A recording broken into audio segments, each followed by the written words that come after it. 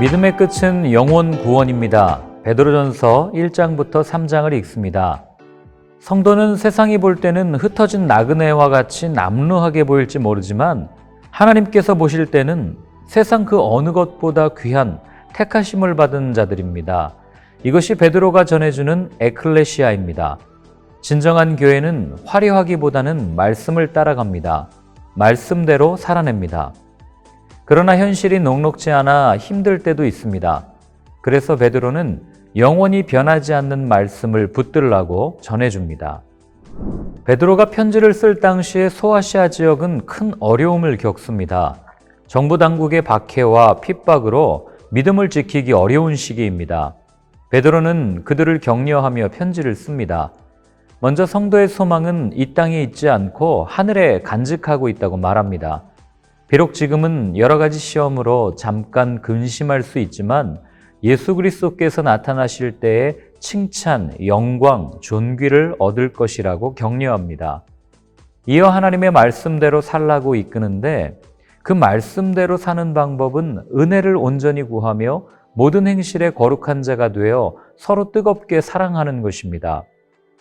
악한 영은 오늘도 낙심케 합니다. 과거를 바라보고 집착하게 합니다. 베드로는 이런 유혹에 미혹되지 말고 눈을 들어 어린 양 예수 그리스도 십자가를 보라 합니다. 세상에 유한한 것들은 끝이 있습니다. 그러나 하나님의 말씀은 영원합니다. 영원한 것을 붙드는 삶이 끝내 승리하는 삶이 아니겠습니까? 베드로는 예수님이 믿지 않는 이들에겐 모퉁이의 머릿돌과 같지만 믿는 이들에겐 보배라고 설명합니다. 또한 비록 세상에서는 박해와 무시를 당하지만 하나님께서 보실 땐 그렇지 않다고 말합니다. 그는 성도를 택하신 족속, 왕 같은 제사장들, 거룩한 나라, 하나님의 소유가 된 백성이라고 정의합니다. 하나님께서 이러한 은혜를 베풀어 주신 이유는 우리로 세상에 이 아름다운 은혜의 덕, 십자가의 복음을 외치게 하기 위함입니다. 무엇을 가지고 있는지 조건이 어떠한지 중요하지 않습니다. 예수 안에 있는 우리는 그 존재만으로도 귀합니다. 비록 과거에는 죄에 묶여 세상에 노예된 삶을 살았지만 그리스도 예수 안에서 자유롭게 되었고 하나님의 아들이 되었기 때문입니다. 보스와 리더의 차이를 Let's go와 go라는 말에서 찾습니다. 동참하느냐, 시키느냐의 차이입니다. 예수님은 박해 속에서 그 고난 속으로 가라라고 말씀하신 것이 아니라 함께 가자라고 말씀하시며 먼저 십자가를 지셨습니다. 예수님은 먼저 본을 보이시고 그 고난에 동참하기를 원하십니다. 좁은 길을 선택하고도 기쁠 수 있는 이유는 이 길만이 참된 생명의 길이요 진리임을 알기 때문입니다. 그분이 먼저 가셨기 때문입니다. 베드로는 선을 행함으로 이 길을 걷자고 격려합니다.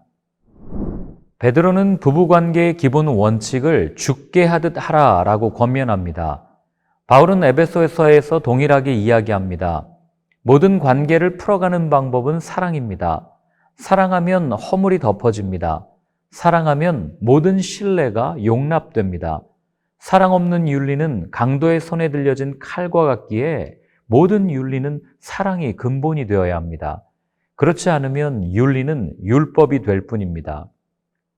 꽃이 있으면 나비와 벌들이 모이지만 꽃 안에 꿀이 없으면 나비와 벌들은 더 이상 모이지 않습니다.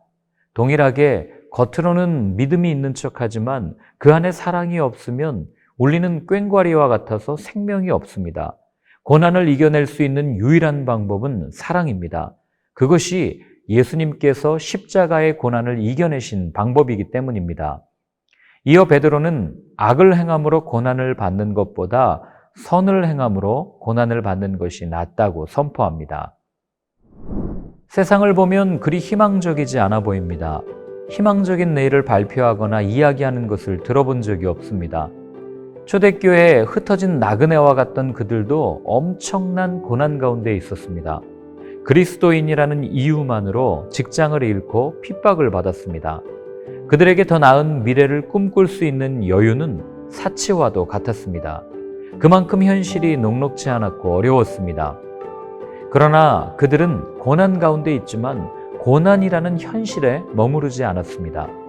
미래를 통해 현실을 바라보는 사람들이었습니다. 그리스도인은 이미 새 예루살렘에 머무는 존재입니다. 이것이 베드로가 말하는 너희 속에 있는 소망입니다. 내일의 희망이 있기에 힘겨운 오늘을 기쁘게 살 수 있습니다. 비록 세상에 희망이 없을지라도 하나님 나라에는 희망이 있습니다. 그분이 우리의 희망이 되시기 때문입니다.